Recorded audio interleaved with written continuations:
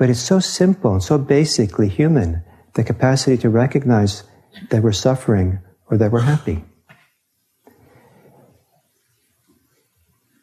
In the relationship to grand religious philosophies and ideas, it can seem maybe inconsequential to base one's religious life on be able to recognize where is harm and where is welfare. But that relates at the heart of what the Buddha was pointing at. And it points to something that we're supposed to be able to experience and see and know for ourselves directly. Because if we know that for ourselves directly, we can use that as a guide to find our way away from harm, from suffering, and find a path to greater and greater welfare and happiness. Not only for ourselves, but for a world that has a great need for that as well.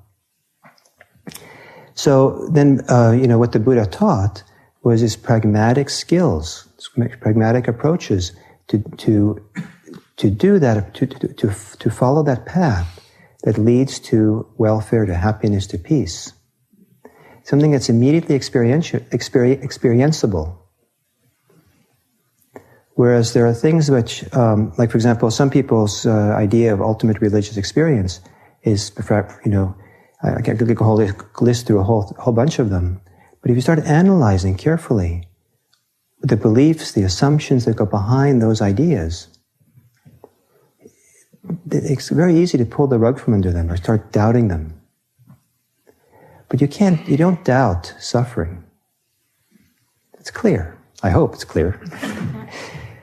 And you don't doubt the peace and the freedom from suffering. It's very pragmatic and immediate. So that's the first half of the Kalama Sutta. Kind of maybe lofty, maybe philosophical, maybe but heady. The second half has to do with love. Isn't that nice? The part that's left out. The Buddha then gives an example of how you could know for yourself, what you could know for yourself. And he gives the example using a description of the practice of loving kindness. When you develop loving kindness to a very strong degree, it's really established well, the heart, the mind kind of is radiant with loving kindness. And can you, when you have a heart and mind radiant with loving kindness, is that for your harm or is that for your welfare? Can you feel the harm in that, or can you feel how that's beneficial? I think you can see that directly for yourself. And then he goes on to say, when you have a heart filled with loving kindness, you can have a number of, unusual translations is a number of assurances.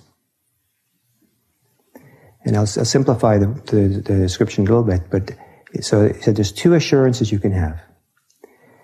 One is that if there is a next lifetime for you, if there are more lifetimes, then if you're filled with loving kindness, that will influence how you get reborn, and you'll have a beneficial rebirth. And then the Buddha said, but if there is no future lives, if there is no rebirth, isn't that nice? So you don't have to believe in rebirth. If there is none, then you'll have a happy life here and now. So I always thought it was a little bit strange that he would have this, start talking about future lifetimes as the proof, where it's beneficial or harmful to the loving kindness practice.